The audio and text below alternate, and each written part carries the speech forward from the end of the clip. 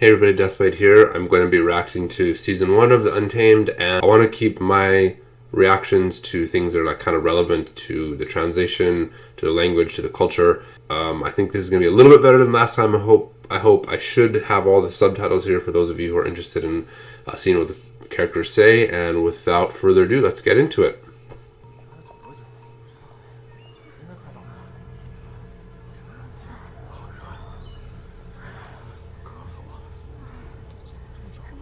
Okay, just editing thing, I do find it weird that they don't show him putting on the mask. Like, okay, I know that it's not necessary, but I find that a lot of times the editing in Chinese shows tends to fall short of what it would in a American production.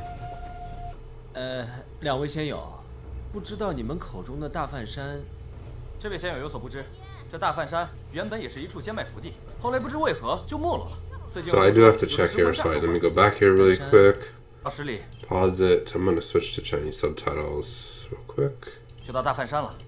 Okay, so Da Fan. So Fan is a very complex character that is sometimes difficult to translate. This actually showed up a lot in my most current project, Sage Monarch. Fanshan is the god Brahma, or Fantian, I think. And so this character tends to have connections to Buddhism and whatnot, but I would say it's probably common for cultivation stories. Okay, I'm going to jump back into English here. 两位仙友，不知道你们口中的大梵山最近有何异动啊？这位仙友有所不知。 Okay, gonna jump back real quickly. Sorry. 两位仙友。 Okay, so in Chinese he says, hold on a second. 两位仙友。 两位仙友. And I think in English he just says, I think he just calls them friends if I remember. 仙友。 So, in the novels I translate, I haven't really heard Xianxia very often, but it's basically combining the word for immortal and the word for friend. In the novels that I usually translate, it's pretty common to have fellow Taoist, which is literally Daoyao, which is the character for Dao, Taoism, Taoist, and then the character for friend. So if you wanted to get really literal with what he just said, he literally said immortal friends, then he asked the question. 就没落了。 最近又听说有着食魂煞作怪，还吸走了数人的魂魄。 He just mentioned souls, and souls are kind of a complicated topic. I have a whole video about it, so if you haven't checked it out, check out the video I have about souls. 莫非是你这风邪盘的问题？怎么可能？你不知道我这风邪盘是谁做的吗？ Okay, so he's saying, sorry, let me just go up here. Man, he's talking about a compass, but I want to jump to just confirm. 我当然知道，这风邪盘是为用。 Oh, it's called Feng Xie Pan. So I'd have to, I don't know too much about the specific terms in this novel or this show, but Feng means wind and Xie means evil. Normally speaking, a Feng Shui Pan would be a Feng Shui compass or a geomantic compass. Maybe this is supposed to be a variant on that. So it sounds like it's some kind of unique geomantic compass. And if you look here, it doesn't show the top. Maybe it will later, but it obviously doesn't appear to be a regular compass.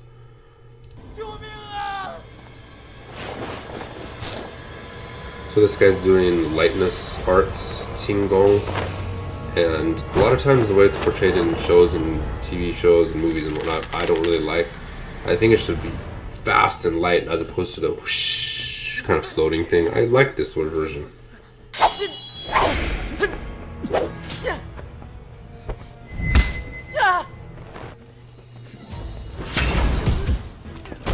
I've seen people complaining online who obviously aren't familiar with Xianxia, wondering about the magic system and how it works and how people get their powers. For example, the sword flying around and whatnot. And yeah, these are all just general powers that everybody have in these cultivation shows. Hold on.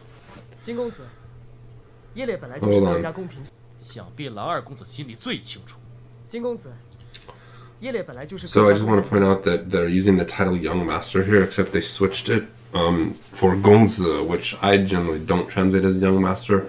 Similar kind of thing, the rich or important young male from an important house or clan or something. But it is a different title that I normally wouldn't translate as Young Master.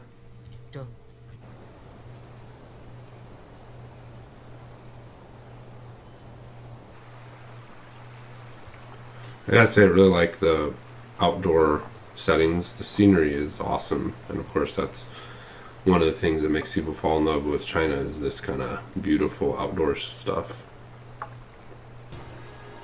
金灵是我师姐的儿子，我怎么能这么说呢？ Sorry, I'm not totally on. I'm not totally. Hold on. 怒人怨。金灵是我师姐。 Okay, so in English he said my sister, and here it's obviously not referring to his actual blood sister, but his, martial sister or clan or sect sister or something. I did a whole video about this also that I'll link to, but I'm kind of having a hard time keeping track of all the different characters in one, so I actually wasn't sure if he was referring to an actual sister or sect relationship. 老张，您在此地做什么？我是看守的，看守坟地的。 So it doesn't seem like he's doing a very good job. The grave's pretty messed up. 一般随修士骨坟而生，难道这里竟有大量的修士骨坟？聚灵草能聚拢土中灵元，一般随修士骨坟而生，难道这里？ So it's weird. Here they switched to translating Xianxia as cultivator. So in the previous reaction I mentioned that they had translated cultivator in a different way. This is the actual way I normally see it.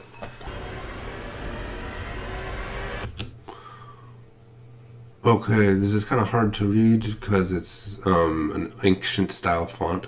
But here's Tian, here's Niu, heaven, and this is woman or girl. I'm pretty sure this is going to be Si. But what is this character here? It's so complicated. I'm going to guess it's the character for dance. So it looks to me like it's actually dancing heavenly woman temple. And they're just calling it Tiannu. I wasn't paying attention to what they said in Chinese before about the name. 据说数百年前，佛脚镇一列。 Huh. Fujiao, Buddha's foot? What did they call it in English? Oh, they just call it Fujiao. Okay. It's when they transliterate stuff like this, it does kind of make sense because a lot of names of places and locations in China are going to be kind of very colorful, but when they're actually referred to, people aren't really thinking of the literal translation. But that said, in these novels, I sometimes feel like, why didn't they translate it as something more accurate? Fu is Buddha, Jiao is foot. I don't know. 猎户入山。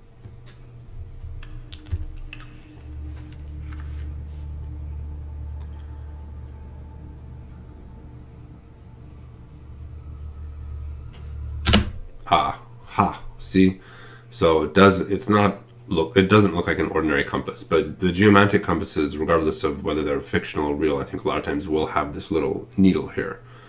Not that I'm an expert on geomantic feng shui compasses, but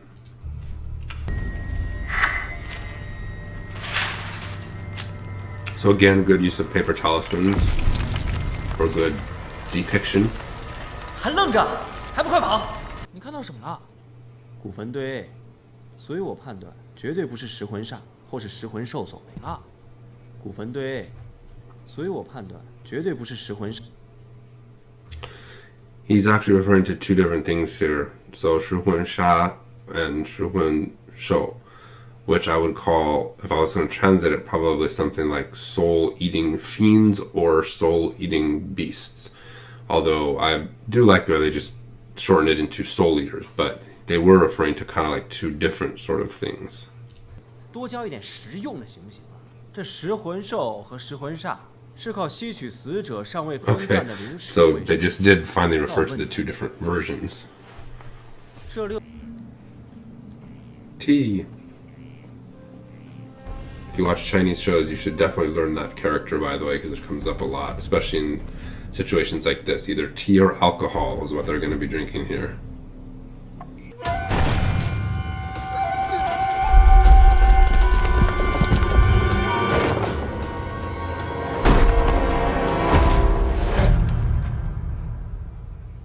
Cool.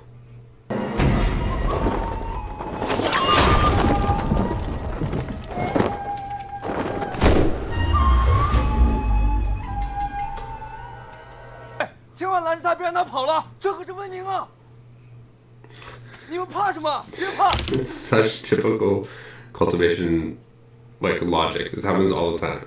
So this gigantic statue was about to destroy them.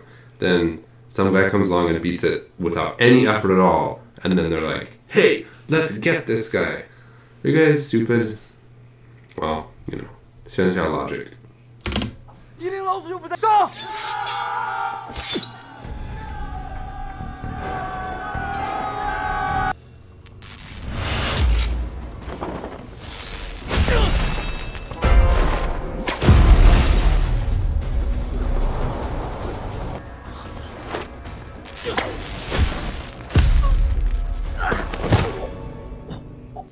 那可是紫电啊！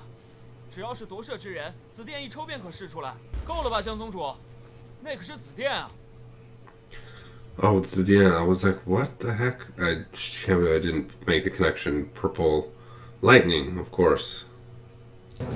你去死吧！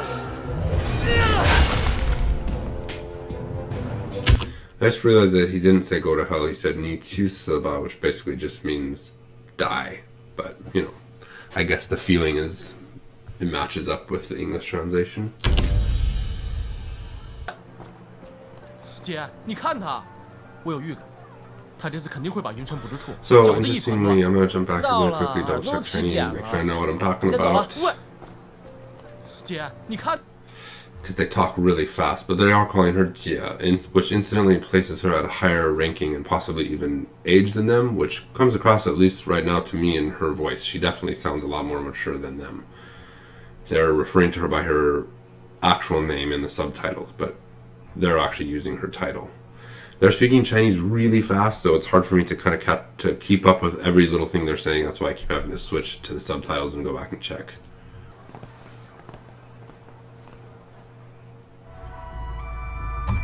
Okay, I'm going to stop it here. Last time I got copyright flagged because of having the ending credit music. So anyway, that's it for this episode. I do have to say that I liked this episode a lot better than the previous one.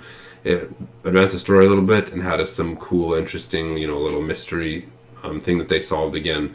I'm getting more interested in it, and I think I will continue to watch a few more episodes. What are your thoughts? Again, please no spoilers in the comments. I tried to read most of the comments in the last video, so I did hear what everybody was saying about the animation versus the TV show, and the book versus the TV show, and the book versus the animation, and blah, blah, blah. I do know some of the differences and some of the things that were changed and what some people think are better about one or the other.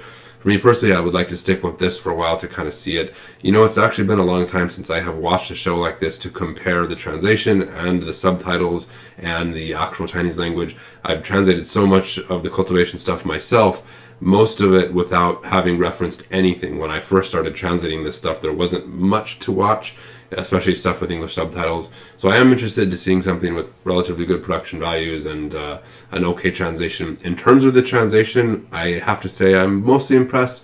It's not perfect. There are some things that are kind of changed or left out. But overall, it's pretty good, and I think for the most part good enough that it's not going to misrepresent what the genre is all about.